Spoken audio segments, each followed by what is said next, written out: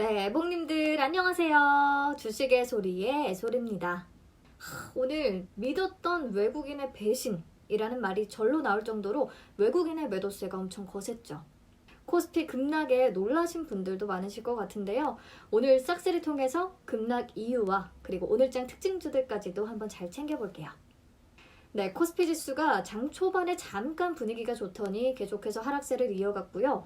장 막판에 급락하면서 결국 1.6%나 떨어지며 2600선 아래로 주저앉았습니다. 특히 뒤에서 보면 알겠지만 외국인이 엄청나게 팔아제꼈거든요. 이제 외국인 수급, 오늘이 끝인 건가? 방향 틀고 나가는 건가? 왜 이렇게까지 파나? 했는데 MSCI 지수 정기 변경이 영향을 준 것 같더라고요.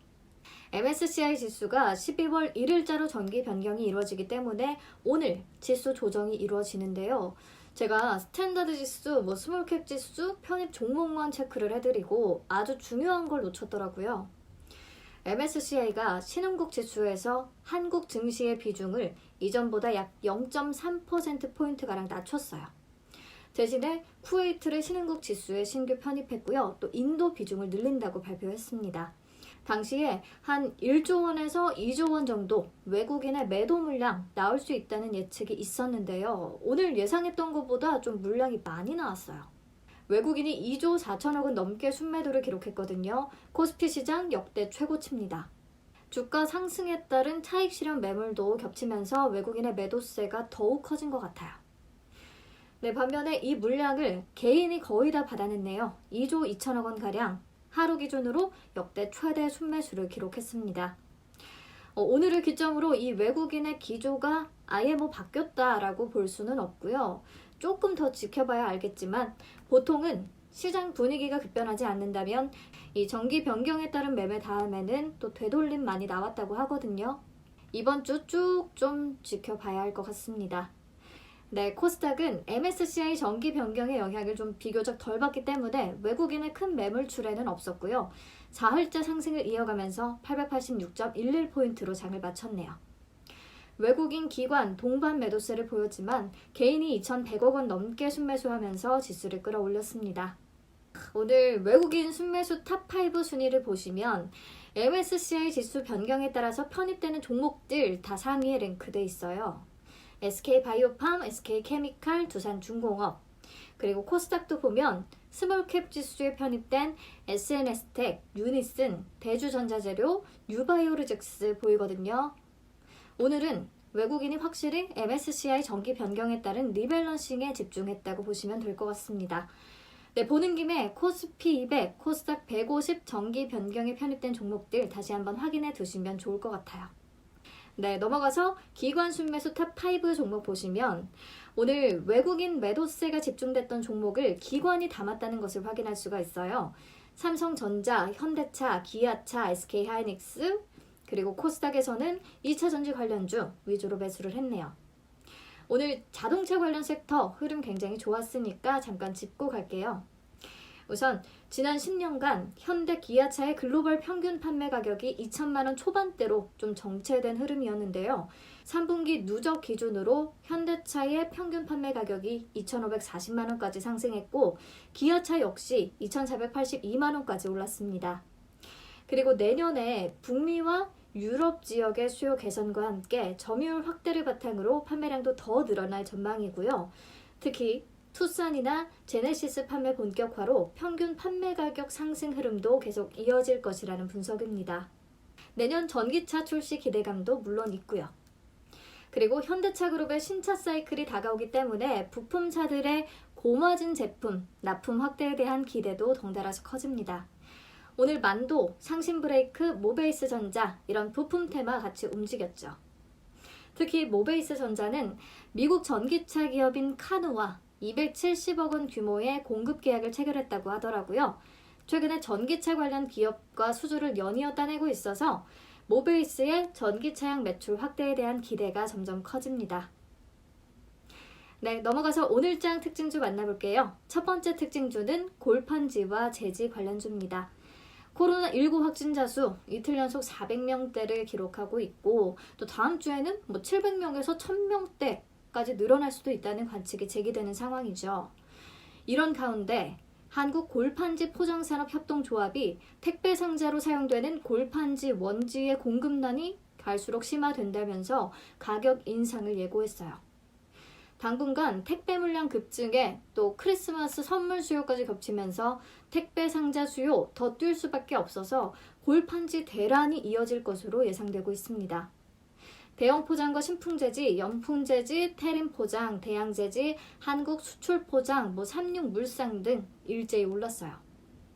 어제 알리아님이 그 뉴스 기사에 따라서 이제 관련 종목들 남겨주신 댓글을 보고 아침에 골판지도 한번 사볼까 생각을 했었거든요. 근데 명신산업 청약을 하고 나니까 제가 가진 현금이 하나도 없는 거예요. 아무튼 증시 일정 밑에 알리아님이 남겨주시는 댓글 굉장히 많이 도움이 되니까요. 여러분들도 확인해 보시면 좋을 것 같습니다. 네, 다음 종목은 BC월드제약과 종근당입니다. 코로나19 치료제로서 셀트리온의 항체 치료제만 좀 지금까지 부각이 됐는데 오늘 종근당이 확 치고 올라왔네요. 현재 코로나19 치료제로 개발 중인 나파벨탄이 러시아 임상 이상 중간 평가에서 긍정적인 결과를 보였다고 해요. 그리고 러시아 데이터 안전성 모니터링 위원회로부터 임상을 계속하도록 권고받았다고 합니다. 이에 따라서 올해 안으로 임상을 끝낼 예정이고요. 내년 1월 국내 조건부 허가 신청을 목표로 식약처와 임상 결과 심사와 허가 및 허가 일정을 협의 중이라고 하네요. 네, BC월드제약은 나파벨탄 주를 생산하고 있고요. 2015년부터 종근당의 제품을 공급해왔어요. 지난 10월에는 종근당과 함께 코로나19 치료제 공급을 위한 협약을 체결했습니다. 이 소식에 오늘 BC월드제약과 종근당 그룹주 동반 강세를 보였습니다. 네, 다음은 크래프톤 관련주인데요. 크래프톤의 내년 상장 기대감에 관련주들 일찌감치 주목을 받았었죠. 근데 오늘은 후속작 개발 추진 소식도 들려왔어요. 배틀그라운드의 지식재산권, 그러니까 IP를 활용한 차기작들의 개발을 본격화하고 있는 것으로 전해집니다. 특히 배틀그라운드 모바일의 후속작과 또 배틀그라운드의 세계관을 이어갈 PC와 콘솔 게임의 내부 개발이 본궤도에 올랐다고 하네요. 크래프톤이 빠르면 내년 2분기 중으로 IPO를 진행할 것으로 예상이 되고 있는데 이 배틀그라운드 IP 신작들의 향배가 IPO 이후에 이 기업가치 평가에 미치는 영향이 굉장히 클 것 같습니다. 아주 IP 투자, 넵튠, TS 인베스트먼트, IPO 전까지는 좀 잘 지켜볼 필요가 있겠죠. 네, 마지막 종목은 고바이오랩입니다. 고바이오랩은 얼마 전에 상장한 회사인데요. 수요 예측 경쟁률 64대 1을 기록하면서 그때는 막 참패다, 수요 예측 참패다 이런 얘기가 나왔었어요. 근데 상장 후에 주가가 예상과 달리 굉장히 쭉쭉 올라줬어요. 그러다가 최근 직전 4거래일 좀 주춤하는 듯 싶더니 오늘 20% 가까이 오르면서 종가를 형성했더라고요. 한국콜마홀딩스와 총 1,840억 원 규모의 마이크로바이옴 신약 후보 물질 기술 이전 계약을 체결했다는 소식을 전해왔습니다. 이번 계약으로 임상 1상 진입 시까지 공동 개발을 진행할 예정이고요. 공동 개발 진행 중에 발생하는 외부 비용은 한국콜마홀딩스가 부담한다고 밝혔습니다.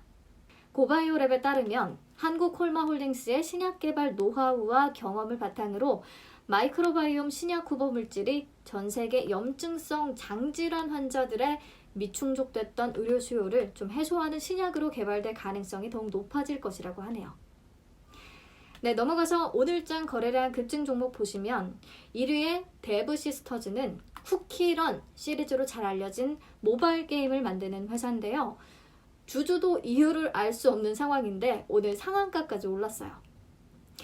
이 종목은 대표적인 품절주로 꼽혀요. 품절주가 뭐냐면 최대 주주나 특수 관계인의 지분율이 굉장히 높아서 소액주주의 지분이 아주 작고 그래서 실제 유통 물량이 매우 작은 주식을 말합니다. 코스피에서는 천일고속, 세기상사, CS홀딩스가 품절주 테마로 꼽히고요. 그리고 코스닥에서는 코데즈 컴바인, 신라섬유, 양지사가 품절주로 분류가 됩니다. 가끔 이렇게 묻지마식 투자가 나오긴 하는데 굉장히 위험해요. 네, 그리고 7위의 한송네오텍은 한국전자기술연구원으로부터 2차 전지 분리막 제품의 시험 성적서를 수령했다는 소식이 전해졌습니다. 회사가 개발하고 있는 2차 전지 분리막 기술은 현재 배터리 시장에서 우려하는 화재나 폭발 위험성을 최소화할 수 있다는 평가가 나오고 있습니다. 네, 9위의 경동제약은 해외에서 코로나19 치료제로 개발되고 있는 류마티스 관절염 치료제 부시라민의 원료 수출 허가 소식에 급등했고요. 10위의 KG-ETS는 세계 최대 폐기물 수입국인 중국이 환경 오염을 이유로 고형 폐기물 수입을 전면 금지한다고 밝히면서 쓰레기 대란이 발생할 것이라는 우려가 제기됐고요. 이에 폐기물 처리 테마인 KG, ETS, 제넨바이오 등이 상승세를 기록했습니다. 네, 마지막으로 시간의 단일가 특징주 보시면 바른손이 장마감 후에 넷플릭스 월드와이드 엔터테인먼트와 OTT 콘텐츠 제작 관련해서 계약을 체결했다는 공시가 떴네요. 내일 바른손과 바른손 ENA 강세를 보일 수 있을 것 같습니다. 네, 그리고 정부가 아스트라제네카 백신 2,500만 도즈 확보를 위한 협상 막바지에 들어갔다는 소식에 캐몬, AB 프로바이오 시간의 시장에서 강세를 보이긴 했는데요. 저는 이제 백신 관련주는 진짜 조심하려고요. 네, 그리고 내일 중국이 수출 관리 법안을 시행할 예정인데 주간 증시 일정에서 얘기를 했었죠. 히토류 테마 강세를 보일 수 있다고. 유니온 머티리얼과 티플렉스 등 참고하시면 좋겠습니다. 마지막 거래일이네요. 이제 진짜 달력 한 장만을 남겨두고 있는데 시장 좀 차분히 외국인 수급 체크하시면서 종목별로 잘 대응하셔서 두둑히 돈 버는 연말 되시기를 바랍니다. 우리는 12월에 다시 만나요.